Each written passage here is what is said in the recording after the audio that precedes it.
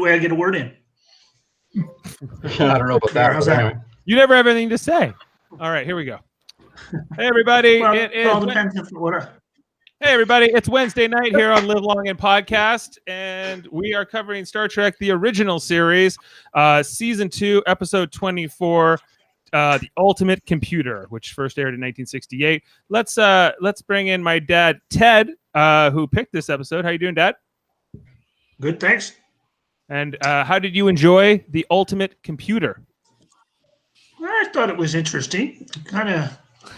It had a lot of ups and downs to it, but at the end of it, it kind of ended kind of weirdly. But other than that, I thought it was pretty good. Yeah, okay. Well, hold that thought. Let's bring in some great panelists here to help us break this all down. First, we got my brother, Jeff. How you doing, Jeff? What's going on? Are you ready to do some ultimate computing? M5. Why wasn't it M1? Nobody knows. Why not? What happened to M1 through 4? M1 to 4. Aaron heard M1 and 4 all died. Yeah. Let's also bring in Jody Simpson. How you doing, Jody? Well, hello. Hey, you just happen to be there right now. I just happened to What an be here. entrance. I was like, someone's saying something. Yes. How are you, Jody? Dave? I'm good, Jody. How are you doing? I'm all right. I don't know where my glasses are, so hopefully I don't have to read anything. No readings involved. The computer will do all the work for you. Don't worry. True. I do have the ultimate computer. You do have the ultimate computer. And our fifth panelist tonight, we also have Adam Woodward. How you doing, Adam? I'm great. How are you guys? I'm doing very well. And so you're coming All you last right. on the ultimate computer. I love this episode. This is good. I think I actually picked this episode. Did you pick this did. one? You did. Yeah, Well, I then, think I sorry, did. Jody. Yeah. Didn't mean This Because was I a Jody. think your dad wanted to do the cage. you did. I didn't realize. No, you it's picked okay. the, That was fun. No, I'm more than happy to share the responsibility with Ted. There's many more episodes to go, so plenty of us to watch here on the original series. But We're running out of good ones, though. Can I pick the next week's episode? I haven't picked one yet. if you have Oh. one in mind, Jeff, we can definitely discuss it. I do. Let's Yeah. table that to the end. But first, we got to talk about this week's episode, the Ultimate Computer, where the Enterprise has been called to a starbase. They get right into this story, and basically, this Commodore Bob Wesley, he tells Kirk, your ship's going to be part of some war games. It's going to be your ship against 4 others, or 3 others, at least. I think he says initially. So, and that's where this story begins. Can a ship run fully by computer? So, there are a lot of themes here. Automation, the what role should technology play in our lives? It kind of ties into our Deep Space Nine conversation last night, Jeff, about that society that rejected all technology, and where do we sort of draw that line? There's some good lines in this episode tonight from Spock about how computers are efficient servants, but I don't want to serve under them. I don't want to work for a computer. I just want Right. really good. So your argument last night, Dave, was like, what is up with these people? What's wrong with them? Why don't they want technology? Why don't they want things? And then today, it's like, This is why. the computers, if the wrong people get the wrong idea with a computer, then it's bad. But no, it could go to Terminator style computers taking over the Matrix. There's lots of stories about that. And I think this one kind of addresses that idea as well, but like more in its infancy, which is strange because it's so in the future. I mean, it's like what, 200 It's so in years? the future, and the idea of a computer, a completely automated robot ship, was kind of an out there idea, I think, for 1968. But it's very much the reality of today's military technology. Jody, I want to go to you next. Jody, so we have drones now. We got smart bombs and a lot of I think that the British just built a submarine recently that it doesn't run with no crew, but it runs with much fewer crew, right? So is this kind of where we're headed anyway?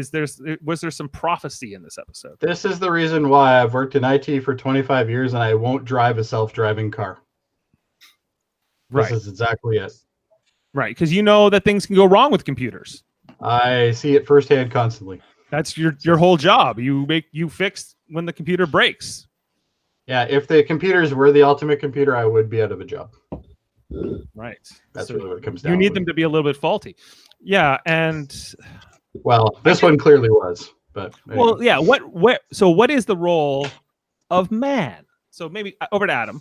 Adam, I know you liked the episode, but just in terms of this theme, what was your sort of thoughts on this, like this theme of the machine taking over the role of the human being, and what do we lose? Never happened. Number one, you need people. I'm with Kirk. You need the emotion. You need the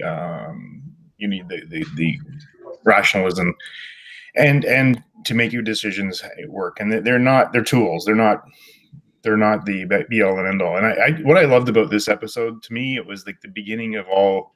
I think Jeff said it. It's the beginning of Terminator. It's the beginning of Matrix. It's the beginning of Space Odyssey. I don't even know when Space Odyssey was made, but it feels like it was after this.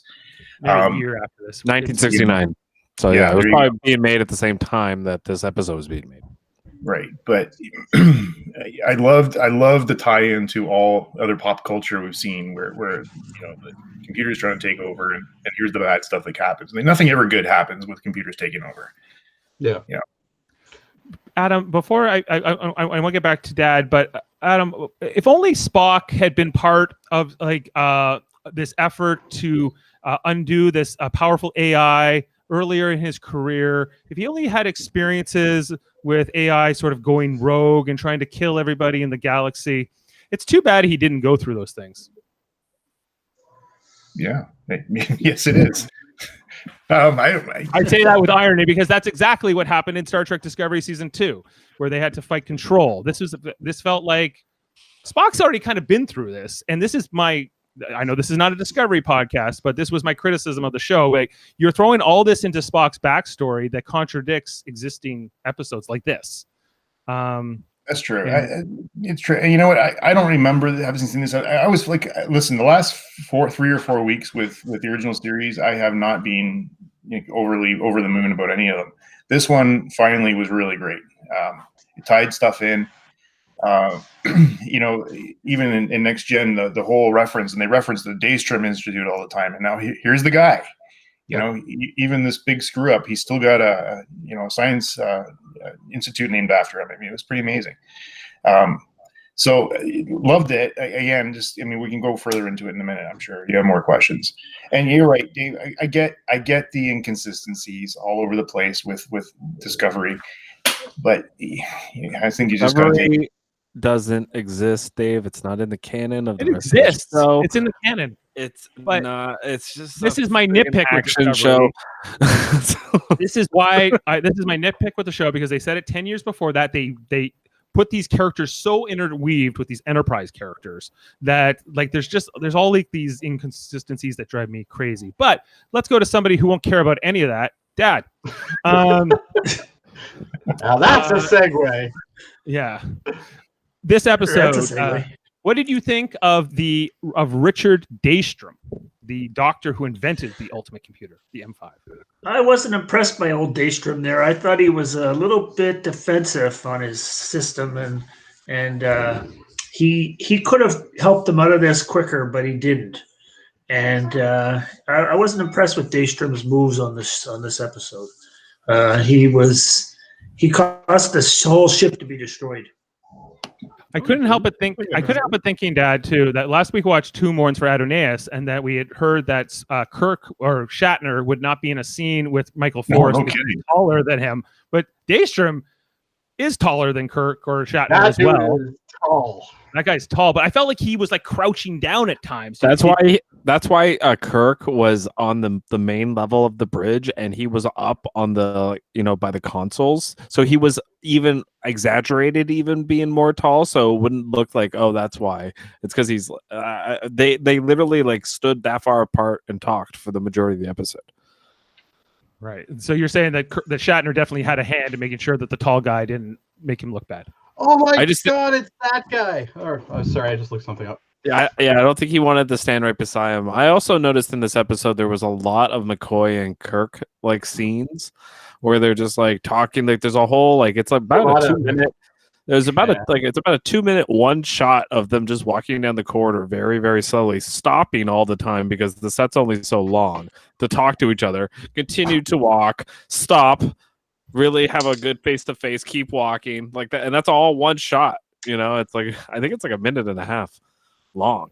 So that's something that I noticed in this episode. I the only other time I saw them do that so far in this whole podcast, Jeff, is in Mirror Mirror when we saw Kirk and Mirror Spock talking in the corridor. Like that was the only time.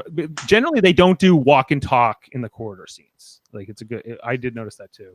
The guy who directed this, John Meredith Lucas, I don't know. Like I thought the direction was very better. It was a lot better than most of the other episodes, like just the way they shot the bridge and the pan shots, and I just thought the direction in this was much better than most episodes. But the acting was much better too. It was quite. It wasn't overacted at all. I think it was. Yeah, it was quite good. Well, that's why I'm all excited about it. I looked up who Daystrom was. He's the guy. He's Blackula. He's Blackula? From the exploitation movies. He's Blackula. I'm like, that's amazing. I did not know that. That's why I was so excited. I couldn't contain myself. I'm sorry. Who is this actor? This actor's name is William Marshall. William Marshall. Okay. Yep. Who? Yeah. So he would have been about 40 years old or 44 years old at the time of this episode. And I don't know what else. He looks older. Dude, Star Trek had Blackula. And by the way, Can't get Adam, better than that. this episode aired in March 1968. 2001: A Space Odyssey came out in May of 1968. So only 2 months apart. Maybe they got the script and they ripped it off, Jeff. Well, it was also a Kubrick movie, which took 2 years to make anyway. So At least. it's a Kubrick movie. It might have took 5 years for all we know. It was probably in the can for like 6 months, doing all the special effects, at least. Yeah. Okay, but let's get to the back to the episode. So this episode starts with this whole war games. The Enterprise has been called in for war games.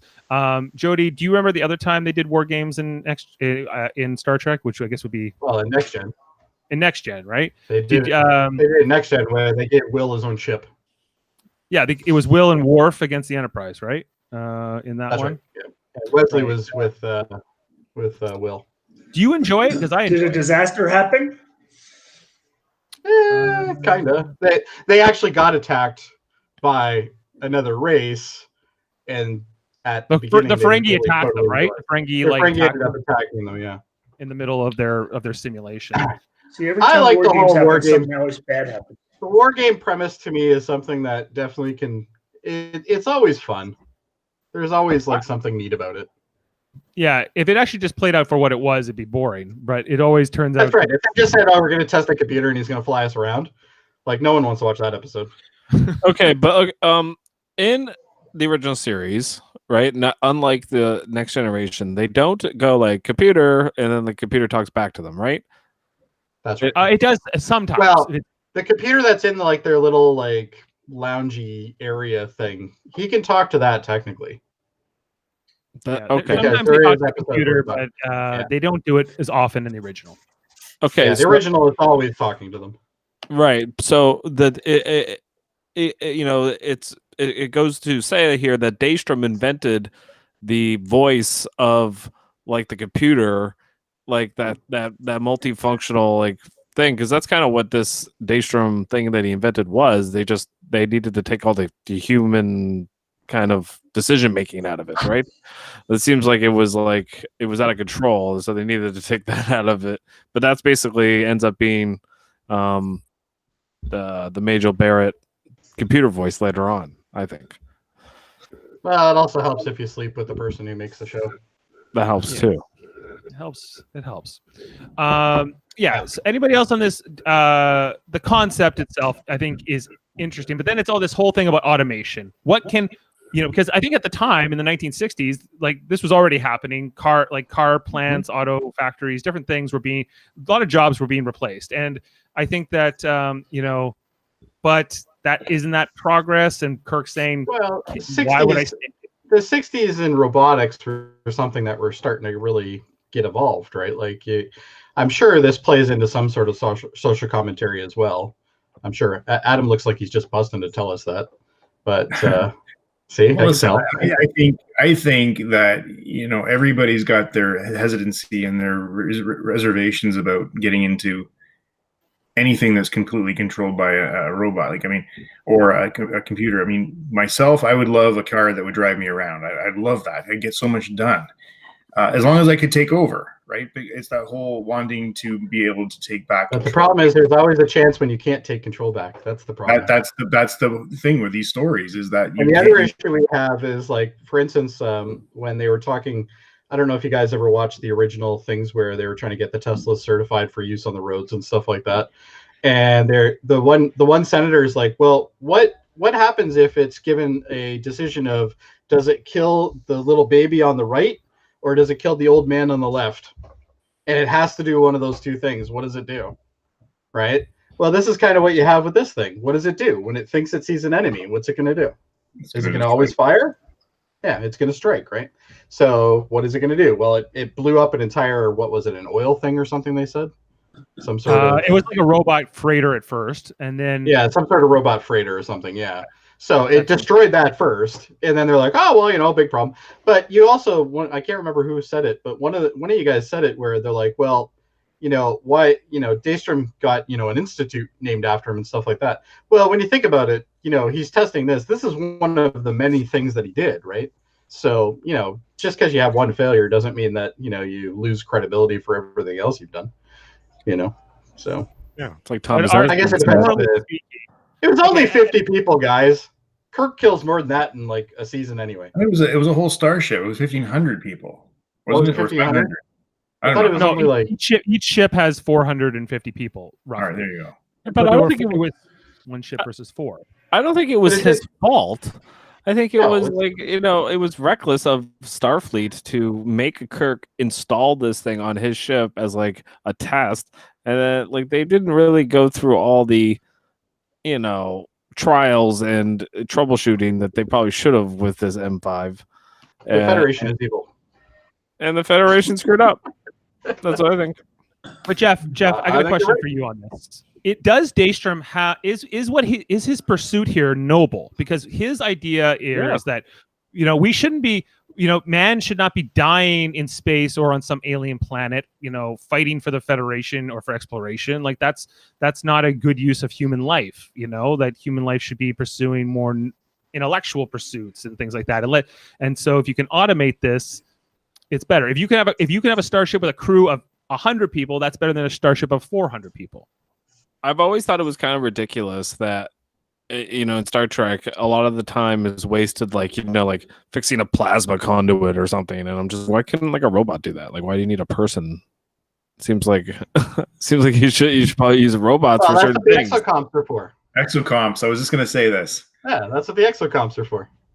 Yes. Exocomps, and we have seen some of this in the Discovery era and some of the newer stuff that they've kind of retconned, that there are more sort of drones and things working around the scenes in the ship.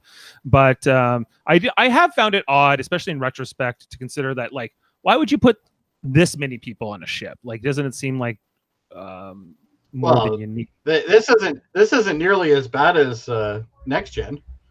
Next Gen has tons of families and everything on the damn thing. I know, and that ship has 1,000 people. They're gonna kill. Yeah, they're gonna kill out a city population when that thing goes down. A small city, come on. 1,000 people isn't even that many people. When you go to a Leaf game, there's 18,000 people there. Well, I don't know. I think you telling me you couldn't fit the Air Canada Center inside the Enterprise? Oh, easily. Right. So have you ever seen they showed a diagram of the crew of the Enterprise standing on the hull? It's the ship is huge compared to the amount of people in it. There's a lot of But it's still but what I'm saying, I'm not saying the amount of people. I'm saying how reckless the Federation is to begin with. Because they're literally putting tons of things on this supposed science ship, which happens to have the best armament in the fleet, but yet it's a science ship. Come on. There's there's a little bit of credibility lost on that statement. Let's be honest. Well, and we saw that a whole crew got killed in this episode, right? Was it the Lexington? No, it was the Excalibur. The Excalibur. Excalibur, yeah. So the Excalibur got completely killed. All 450 crew dead. They were the biggest casualty. That engineer, he was the second. He was the first. That guy who gets killed in engineering by the little beam there. Mm-hmm. Yeah, he gets killed because the thing was trying to find another power source. Do you ever find that was quick. whenever anybody is killed, though, like the lack of emotion or response is just, like, remarkable. Like the guy just got vaporized and there's nothing. That's the first thing I thought of when I saw that scene again. I'm like, wow, Kirk, you really could care less about that guy. This episode was very Shatner, like being Kirk and doing the pauses, and he was really laying into his Shatner. I kind of think the opposite, though. It's not a very Shatner-esque episode, though, in my opinion. It's like him struggling with the idea of that he could be replaced by a computer. But I think the star of this show is McCoy. He was in it a lot for sure. He's got so many cool things to say in this episode. He was laying on the guilt pretty thick, I thought, McCoy. He was saying to Daystrom, "How do you live with him? You're a murderer." And, that's right. And even at the beginning, they don't start. Their relationship does not start off pretty well. When McCoy first comes in, and he's like, "What are you going to do? Get a computer, take over the whole ship?" And Daystrom's like, "Why is this guy here? And why was he allowed to come? Who is this guy?" And Kirk's just like, he's the doctor. He's allowed to go wherever he wants on the ship. He's just Kirk's sidekick, right? He's just Kirk's bartender / confidant in this episode. He has no medical work to do, it seems. A little bit at the end with Daystrom, but after he goes through his nervous breakdown, which he might have helped cause.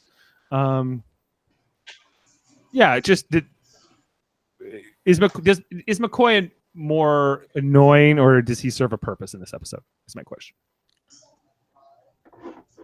He's kind of like a confidant to Kirk in this episode. I find like he's kind of like trying to tell Kirk, because Kirk knows it in his gut already that this is probably going to end badly.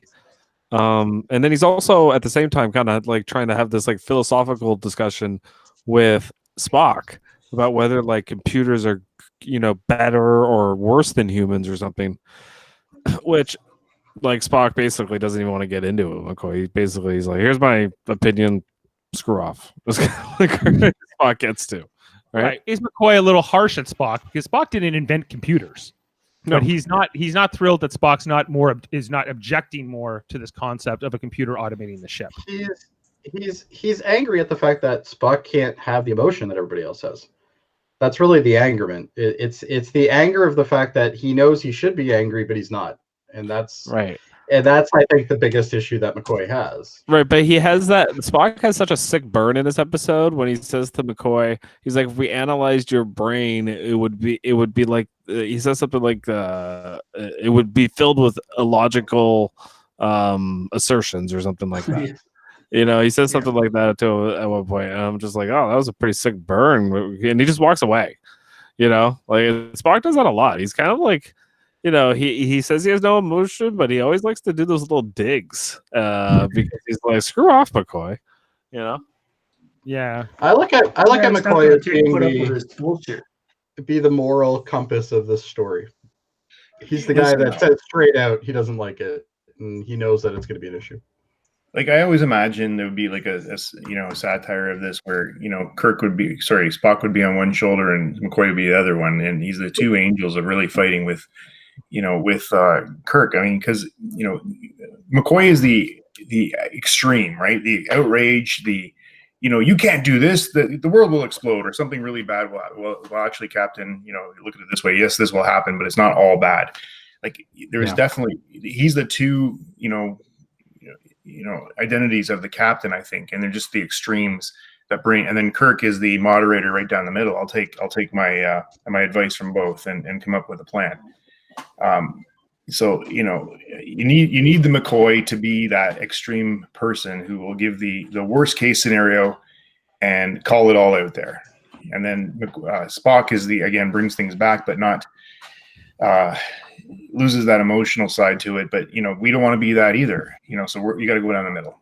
Well, we really see that in the Kelvin timeline stuff, right? Like McCoy is definitely against almost everything in that movie, right? So it's kind of, I think you're completely right. Like that's really what he is. He's the good conscience versus the logical conscience, or that kind of thing. So it's kind of interesting. I think you're right. Just okay. With the episode, we kind of talked about a bunch of things. All right, so I'm trying to go through this order. We talked about them in engineering. There's also the very first, like when they first get to the planet, the computer picks different people to go on this away mission than who Kirk would have picked, right? And then it gives these reasons that seem good or they seem strong, but what did you? I guess what I'm trying to figure out is, was that computer right about those things, or was it actually wrong? Was the computer proven wrong by how the rest of the episode went? He never brought a leader on board. Like he never sent a leader, and that's where I think the computer lacked, the understanding of humans. You need to be led, need a decision to be made. Somebody's got to make that decision, but he didn't do that. He just put a bunch of equals on the planet. We also decided that Kirk and McCoy were non-essential. Right. Well, I don't think McCoy's never ever really needed on the planet, other than the medical emergencies. And even then, people still die. He's not really.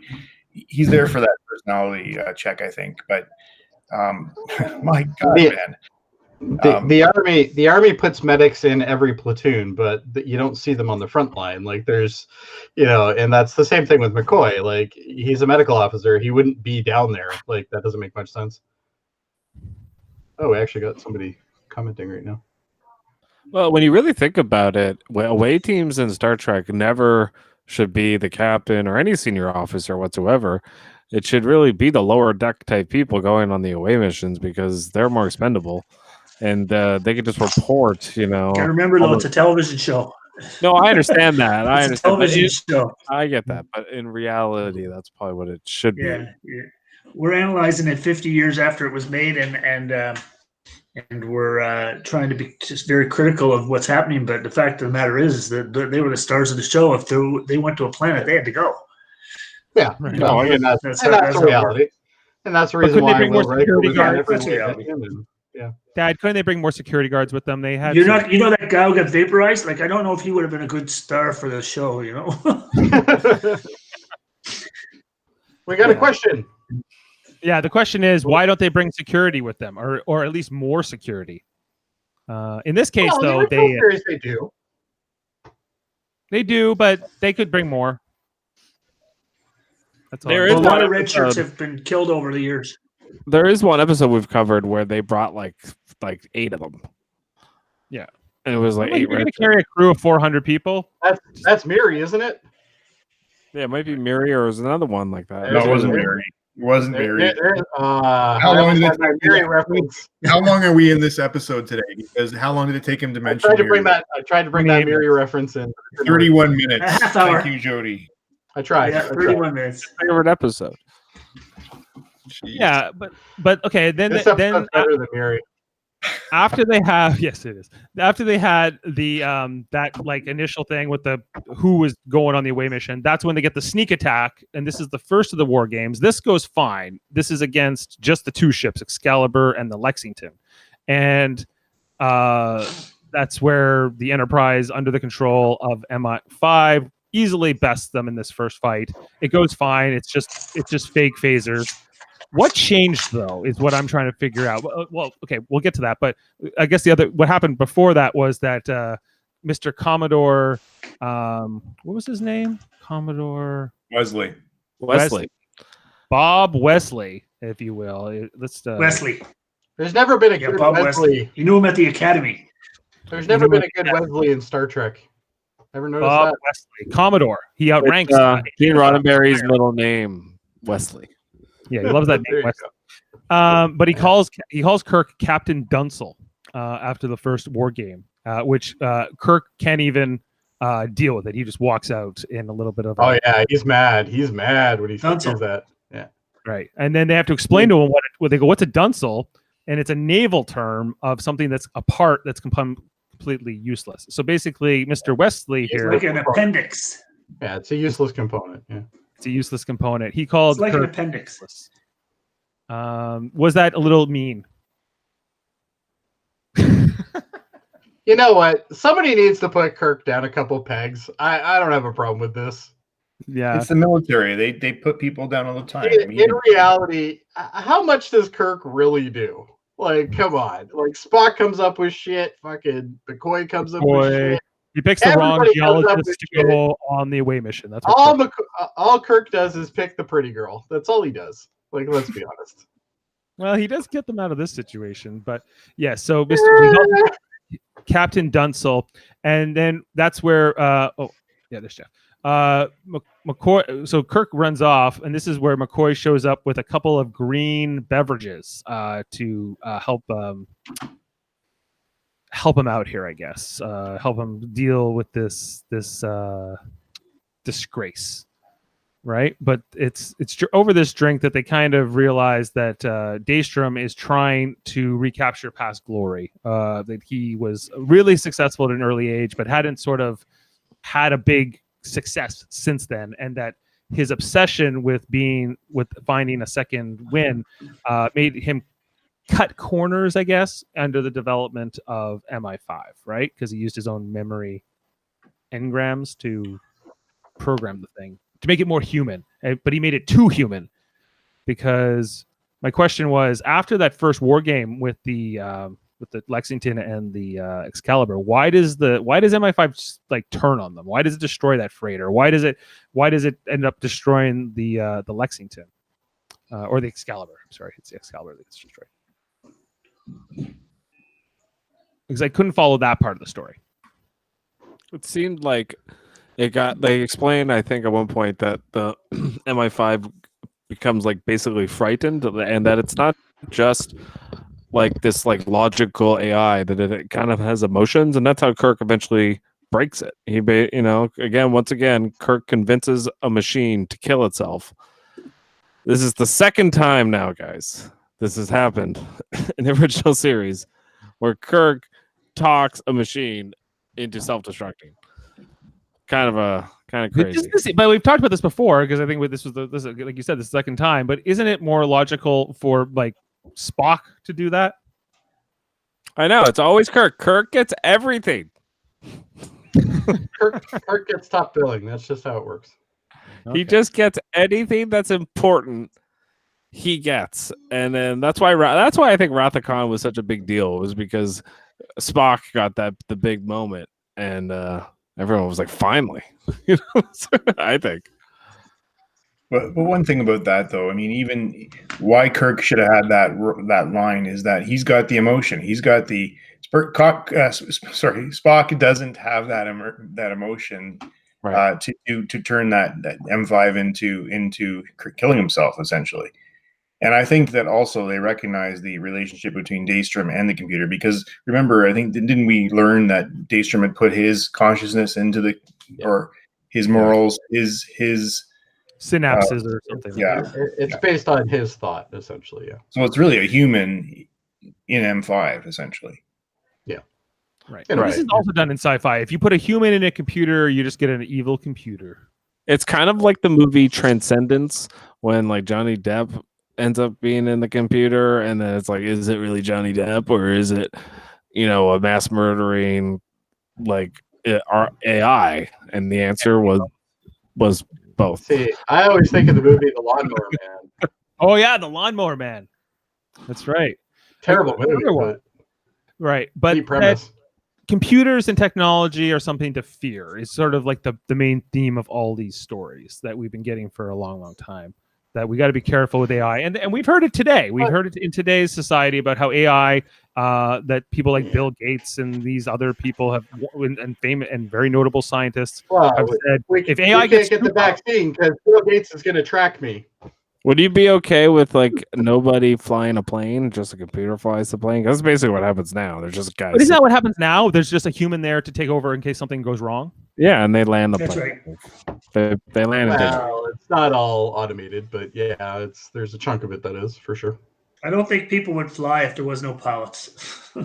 They wouldn't fly if there's no pilots, but like, Yeah, I'm probably with him on that. our cousin's a pilot, and that's our understanding of it is that the computer does all or most of it. Oh yeah, pretty much does. Yeah. Well, the computer helps, but there's still some intuition there, I think. I don't think so. I saw Die Hard too. I know what happens. Well, when the computer gets fucked with. if you ever watched the show Mayday, so a lot of times guys have crashed planes because they let the computer take over, and when they really should have taken control of it, They trusted They too left it much. on They trusted the autopilot computer and it too much, crashed. right? But I- the computer. Yeah, they trusted too much. I think you're looking at an age, especially for this episode, you're looking at an age where automation was just starting to take a really good toll. And I think there was a lot of people that were very scared of that. And there's a lot of people that would lose jobs because of it and stuff like that. So I think it's perfect time to start that conversation, I guess. Would be That's a in the good late point. 60s. Like, when we talk about planes too, like think of like, are there less plane crashes now than there were in the 60s when planes were more manually flown? Yes. Yeah. Well, there's more No doubt planes about it. now, but Way more. I think it's safe. There's more I planes think and it's less safer. crashes. There's more planes than I less think it's crashes. safer to fly now than it used to be, but I think you still have the same. Ironically, Same, today's the first things day like that the Boeing plane flew again. Oh, the Max. 737. The one that crashed twice. Yeah. Max, yeah. It flew in Brazil today. Sorry, the I'm not getting on that plane. There's no way. I don't care how many software updates you do on that damn thing. This isn't a video You're gonna game, wait for guys. you're gonna wait for some If it couldn't fly the first time, I don't think a Some software reports. update's going to be the best part about this. Yeah. Okay. We're and really then- getting off base here, though. No, it's okay. It's all part of the discussion, but I want to, eventually after the ship kind of goes really rogue, we talked about Mr. What was his name? Ensign Harper, who got killed in engineering, and they realize that they can't do anything. Then they find out the 4 Federation ships are coming back: the Excalibur, the Lexington, and 2 more. The USS Hood and the USS Potemkin are the 4 ships that are part of this, what they think is a war game. Jeff, did you pick up on those 2 ships, the Potemkin and the Hood? Yeah, they all look like the Enterprise. They're all the sister ships of the Enterprise. Well, they're all the same class of ship, right? So, like here, you can see a couple of them here, and It's we like saw. we have this model. Why don't we just use it 4 times? And we'll just put. Well, yeah, they did slight changes. Like the nacelles were different on one of them, and Yeah, they stuff didn't like have that. computers So they did back then change that a could reproduce it. but this is all the redone stuff that we watched on Netflix. remaster. Yeah. Was it?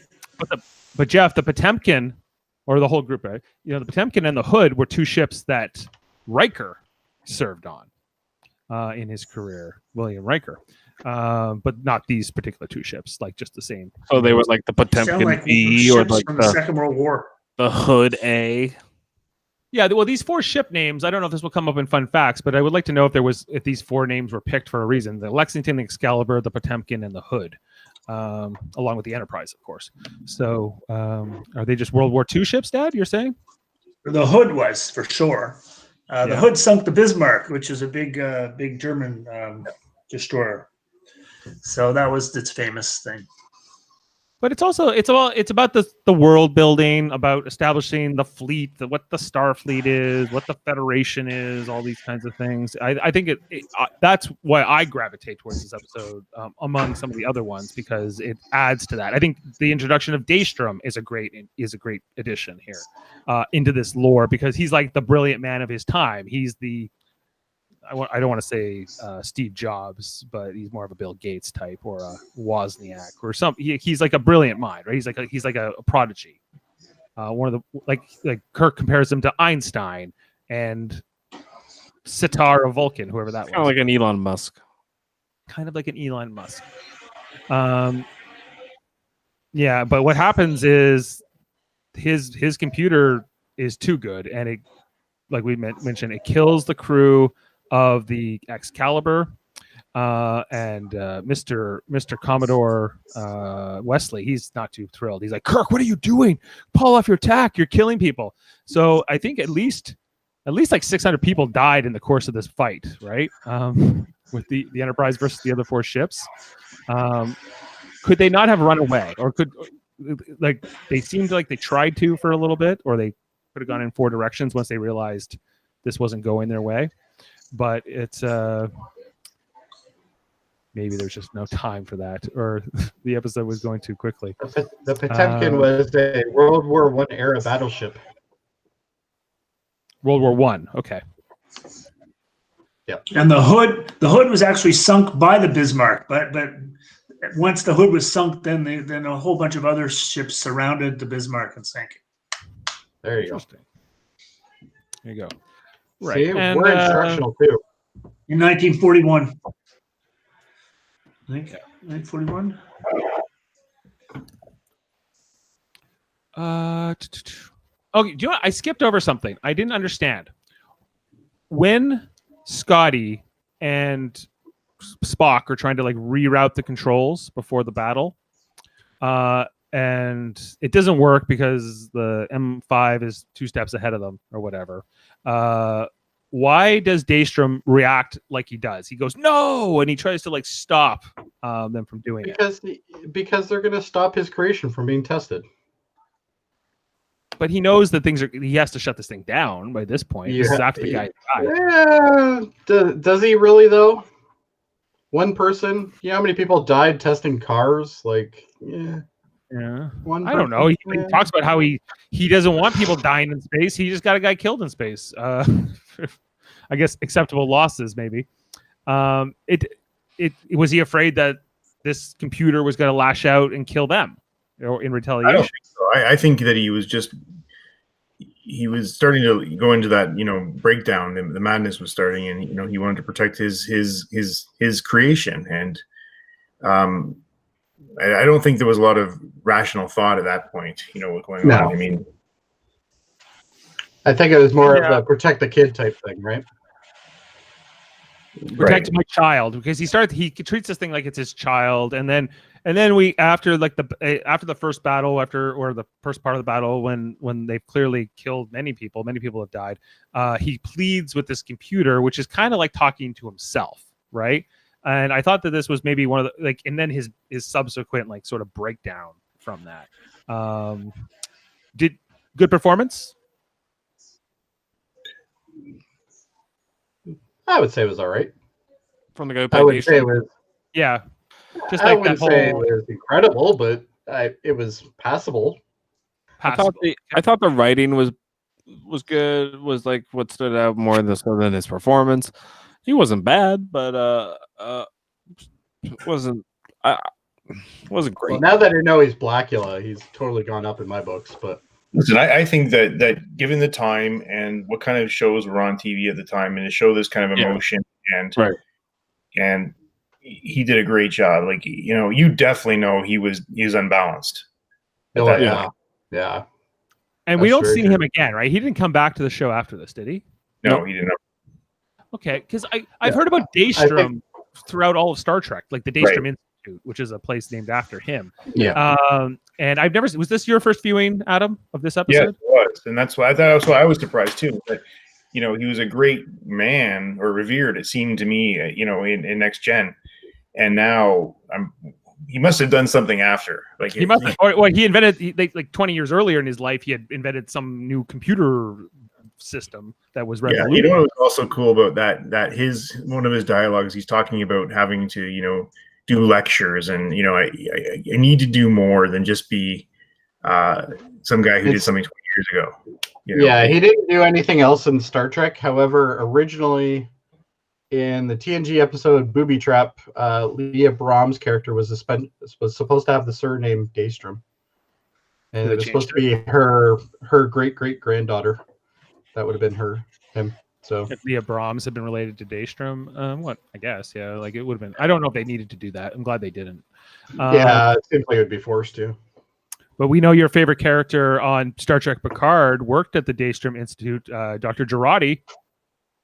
God, I hate Girardi. God, I hate her. I hate everybody on that show for the most part. Not Picard. We don't have the time to cover the amount of problems I have with that show right now. No, we don't. Okay. I don't know. Sorry, guys. We kind of jumped around, so like we kind of covered the ending. But who else was seeing this for the first time? Had you seen that before? Before, Jody? Oh, many times. Yeah. And Jeff? I a long time ago, so this is like a fresh viewing for sure. Yeah. No, every time I get to see a new episode I've never seen before, I'm usually I'm usually happy with it. Not every time, but and then it kind of like we don't really get a great resolution with Daystrom though, because he's asleep on the bio bed, unconscious, and that's it. That's the end of the episode. You almost get the impression that this could have been a two-parter. Well, even the way it starts, it starts very abruptly. It's like, okay, we're at the starbase. I want an explanation, and you're like, for what? Like, what's going on? And it didn't have that lagging quality that a lot of the next Star Trek episodes have. Is it just kept going? Like it was a good paced episode. I found I didn't get bored. This is one of my favorite Star Trek episodes, original series, because of the fact that it's not that boring. It's still a fun thing to watch. Like the entire time you're watching it, you're engaged in the story. The story's pretty simple, I think. It's like 2 weeks ago we watched the Immunity Syndrome, and the complaint was this episode is fine, but it drags and it's boring in parts and stuff. But it was. Did you so that you wouldn't say the same for tonight? No. Even though they're just it's just war games initially, and but I know Ted always brings us back to the time, and we really have to be cognizant of that and be aware of when it was done. But the fact of the matter is, we do have all the other pop culture movies that we've all seen since this episode, and I just love the tie into Terminator. I just kept thinking, Skynet, and it was really really great. Just to see the links there were great. I just found it very, very convincing, but also sort of, whether or not this episode was before Hal in Space Odyssey, it doesn't matter. They were sort of groundbreaking. Now I see this episode was one of those groundbreaking pop culture, set the stage for an evil computer versus man, and here we are, and Kirk won. Yeah, and I think I think it really just reflects the struggle of humanity versus technology. We love the technology. Like, guys, we're consuming technology right now by doing this podcast. There's so many technologies that go into just this, right? And I'm not worried about the webcam taking over my driving duties, but I am worried about the car that apparently can drive itself, and that's great and all, but it's still a scary thought. Like, I'm a dude that doesn't even like to use cruise control in a car. Like, I just don't trust it. Will you drive a car that will drive an automated car? Will you get it? Would you feel safe? Who, me? Yeah, you. Yeah, I think so. You would trust? I would wait for it, like Jody. I would wait for it to be tested for a while first, and go into it and be a passenger, and eventually I think I could probably do it. Yeah, it wouldn't be first step. It's that whole thing though. 50 years from now, everybody's going to be, you're in. I don't know if 50 years is the right number, but there's a new program coming out called TAAS, TAAS, Transportation as a Service, and they say that this will actually change the way we won't own cars in the future. We will just have a car come and pick us up at our house and take us to your house, and then pick one up and take us back, and you won't own a car. But I don't know how long away that is. I'm on the negative side of this. I still think of the iceberg, and obviously that being a reference. I'm just saying what they're predicting. You could build the greatest thing in the world, but it still has a failure rate, and that's the thing that bothers me about these situations. Yeah, I know. Yeah. Right, and people are more likely to trust themselves, even if the stats were like you're more likely to die behind the wheel than if the computer's driving. I think the computer drives better than I do. I'm sure it does. Right, but you probably feel safer with you driving. Still feel safer with me with the wheel. Yep.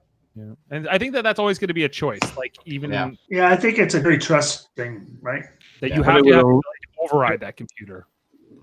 Remember in Westworld, Dave, all the cars were like that. They were all like, right. Just How is that portrayed on Westworld, Jeff?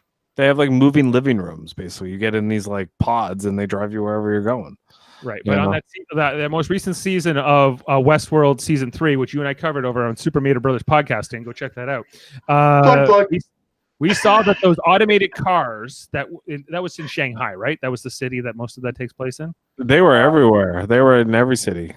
Yeah, but the idea, like sometimes that people get in those cars and then the doors wouldn't open and then they get kidnapped. Yes, that also happened. But they were just cars that like pulled up to and you could just order it like an Uber, but nobody drives. It's just a moving living room. Yeah, and it's like a carriage without horses. Carriage. Yeah, horseless carriage. That's what you call the company, Carriage, and then you invest heavily in this. Right, like I think for people who can never drive cars, like let's say our friend Nick, he'll never drive. So for him, the idea of like an automated car is like an amazing idea, right? Like I'm not denying that the technology is a fabulous technology. I think it's great, especially for people who don't have the capacity, like they blind people, for instance. That's revolutionary for them. People who even hard of sight or maybe even mobility to a certain degree. But that still doesn't change the fact that in theory, in this, it makes sense to have a ship that literally could make these decisions and could defend the ship with a very minor crew or no crew at all. And Daystream even says that in the episode. He's like, we won't have, people getting killed in space. We won't have people getting into fights and all that. And yeah, that's great to think of. And you know what? It's great if it works, but this is what can happen when it doesn't work. And that's kind of where I'm at when it comes to the cars, right? Is, as great as they are, I'm sure, it'd be great. It'd be great that, these cars could detect, let's say, that somebody was drunk and getting into the car and just drove your drunk ass home. That's a fantastic idea. I would love that. But in reality, what happens if, that drunk guy can say, oh, well, now I can put it in manual and go put it through a tree, right? It's part of this, Jody, is that you're always going to have people that will want to test them. They want to be first have the technology. Captain Kirk, I want to be in space. Why would I even consider something different? Yes, dangerous, but we want to do this. And right. I think it also comes down to the idea of it as a military application too, because Starfleet is an exploratory organization that serves a military defense role, but they're not specifically the military, like exactly, right? But they, in times of war, they are. So like if your child was going off to war, wouldn't you rather the robot ship fight that battle than your loved one on that ship, right? Like, so it's a little bit about that. And the Federation does have enemies. They had a war with the Klingons 10 years before this. I think the difference, Dave, is not so much the technology, like a drone, for instance, a drone going to drop a bomb somewhere that a human is driving. It's the ability for a computer to make a decision whether to hurt or harm people. Mm-hmm. Yeah, with no conscience, with no remorse. And that's the difference. And I think we're all for anything that can be put in harm's way as far as technology or mining equipment or I don't know what else. I can't think of something right now. It'd be great if we could fight wars without actually having to kill anybody. Like, that would be great. Well, I think that's the future, though. I think that's where that seems to be where the military is going now. It's all going to be fought with robots in our future on this planet, in this timeline. But the problem is, eventually, and we saw this with the Terminator series, specifically, you can give the power to them, but eventually they might exploit it. In this scenario, obviously, Skynet exploited it. Skynet eventually figured out that the humans were irrelevant to this equation. So therefore, they said, we can kill them. We don't need them. We're self-sustaining. We can do it ourselves. What happens when my car fucking decides it's going to do that and run me over in the garage? That's the problem I have with it. The modern writers of Star Trek, like the Star Trek Discovery writers, the Star Trek Picard writers, they are obsessed with this AI is going to kill us all. It was part of Picard. It was part of Discovery. And Beta. yeah, and Data's- I don't know. Data's Like, a great example of that. Through the entire Data- series, he had moral dilemmas constantly. right. Well, Data was the only good android. All the other androids evil or morally duplicitous. Okay. Well, we talked about the whole episode. Maybe we get into some facts to have a little bit more conversation, and then we'll get to ratings. Jeff, are you ready to go? I don't know. Jeff is currently talking to somebody else, I think. He's talking to the dog? No, he's talking to Amanda. Hey, Amanda, we're running a podcast here. Move on. We'll talk later. She went and made food. Oh, good for her. Is some for you? Yeah. I would assume that's it. All right, Jeff, we're ready for fun facts, Jeff. give us the fun facts. Fun facts. ready with for this? Jeff. We're so ready. Fun facts with Jeff about this episode. Oh, this is so terrible. In addition to playing his regular role of Chief Engineer Scott, in this episode, James Doohan also provides the voice of the computer M5, as well as that of the briefly heard and unnamed Starbase officer who gives Commodore Wesley and the other Starship commanders permission to destroy the Enterprise. Yeah, it sounded like him, especially that admiral was like, "You are authorized to kill the Enterprise or destroy the Enterprise." The Daystrom Institute, mentioned prominently in TNG, DS9, and Voyager, is named for Richard Daystrom, the guest character in this episode. Barry Russo, appearing here as Commodore Wesley, also appears in Star Trek: The Devil in the Dark as the character Lieutenant Commander Giotto. So there you go. Oh right, he was the guy. He was the guy who got knocked over the head in the with the Horta episode. Remember, like how those miners were mad. Yeah. He looks like the guy in Goodfellas that tells Joe Pesci to get his fucking shine box. Go get your shine box. Yeah. Oh, yeah. Anyway, Yeah, he looks like he'd be at like the at Henry Hill's joint. In Yeah. Goodfellas. for sure. In his 1999 essay, Welcome Aboard the Enterprise, science fiction author Robert J. Sawyer writes, the ship's computers, as seen in the Ultimate Computer, were designed by Nobel Prize-winning black cyberneticist, played with equal dignity by William Marshall. During the era of Martin Luther King and the Watts riots, it was a powerful, important statement to have the white captain of the Enterprise deferring to black people. As Marshall observed 30 years later, the single most significant thing about his guest starring role was that he was an African American, was referred to as Sir throughout the episode.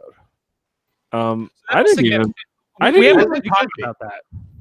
As it But should that's be. that his role, like the fact that he's a black actor, went on to play Blackula is beside the point. But like he was in a position of authority that they were all deferring to him. We just take that for granted on our viewing today, but then it meant something. That's why Cisco was a big deal when he was first, the captain. Right. Right. Okay. This was the first stepping stone, maybe. Okay, so the script came from an unsolicited screenplay submitted by Lawrence M. Wolfe, who was actually a mathematician. John Meredith Lucas chose to adapt the story, feeling that it would make up for a relatively inexpensive and quick episode to produce. DC Fontana rewrote much of the story, as much of the original screenplay was primarily focused on Dr. Daystrom and the M5 computer, with little emphasis on the show's regular characters. Just another great episode by DC Fontana, Dorothy Fontana. Right. Or maybe it was a better episode, and then they were like, no, we need to make sure Kirk and McCoy are in this as much as possible. Non-essential. She said they're non-essential personnel. Right. This episode was a social commentary on the American job losses caused by increased mechanization during the 1960s. Kirk recites John Masefield's poem Sea Fever. All I ask is a tall ship, he recites.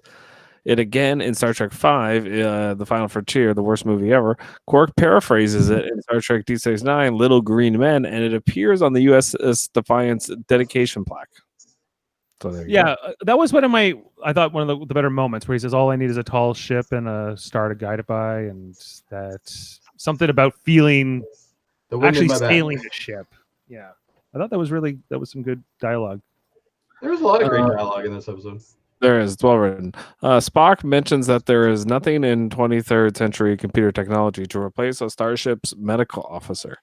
By the 24th century, Federation starships are all equipped with emergency medical holograms, which comes up prominently in Voyager. Mr. Yeah. Picardo. Robert Picardo.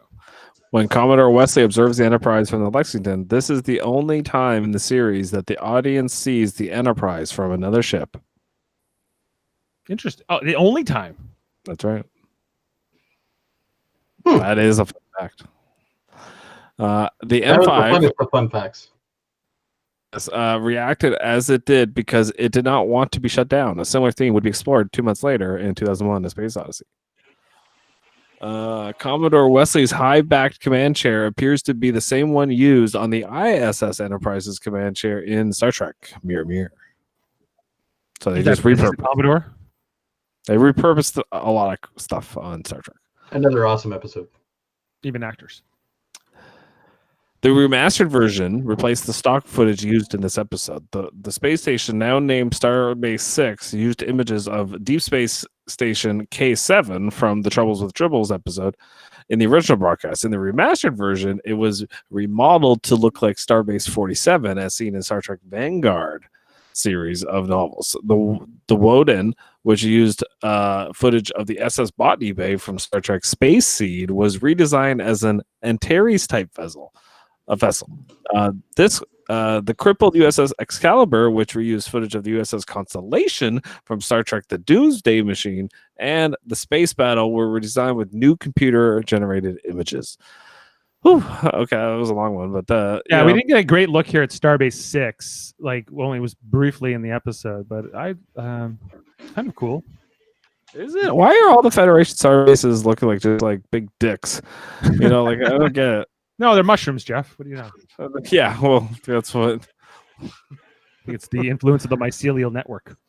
Yeah, maybe it's Star Trek Discovery. Yeah, you're right. Maybe. Everything's a damn saucer. Everything's a saucer. The character named Daystrom appears to be a reference to the company named Daystrom Systems, which was around since the 1950s. One of the company's products, the Daystrom 046, was installed in the Little Gypsy Power Plant in 1961 in La Place, Louisiana, and was the first computer to control a power plant from startup to shutdown.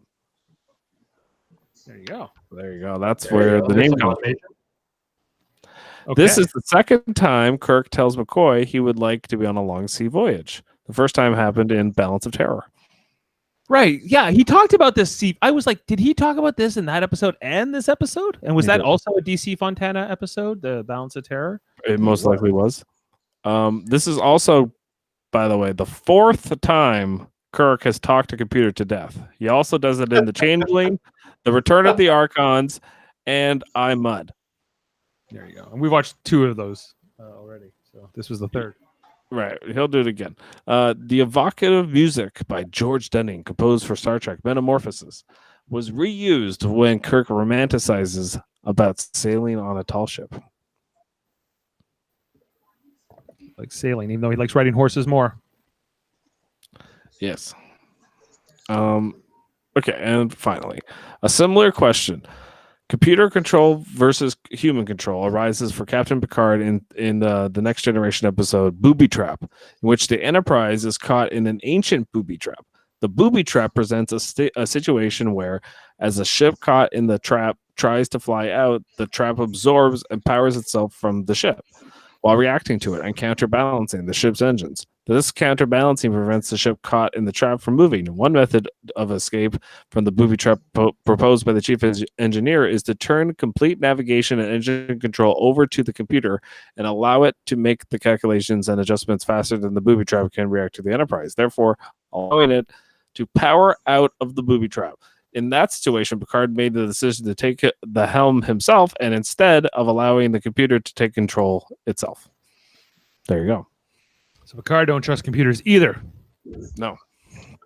All right. They weren't going to let the computer take over the Enterprise. They need Wesley to fly it. There you go. Or Picard. Yeah, he wouldn't even let Wesley do it that time. No. Anyone named Wesley. All right. So let's rate this episode, everybody. I'll start. Ultimate Computer. I'm gonna give this an 8.5. Jeff? 8.8. Hey, he's going even higher. Dad? Go 8.6, a little lower than that. 6. Okay. Adam? 8.6. 9. 8.6, yeah, dude. I got that. Sorry, 9. 9 for me. Yep. Okay, and Jody? I'm gonna do a 9.2. Okay, so the average for the 5 of us is 8.8. That is well above our average, tied with an episode like Devil in the Dark, which also had Barry Russo, and played a different character. This episode has an 8.1 on IMDb with I'm not sure exactly how many votes it has, about 2,333. So that averages at an 8.5. So well above average. And I'm always glad when an episode I haven't seen before is actually a good one. So no, that's great. And Jeff, you said you had the idea for what the next episode would be. Yes. Do you want to hear it? Yes. I want to hear it. Amok time. Dad, will you sign off on Amok time? Amok time, yeah. Yeah, that's a good one. Okay. First episode of the second season. Okay, so we'll be back.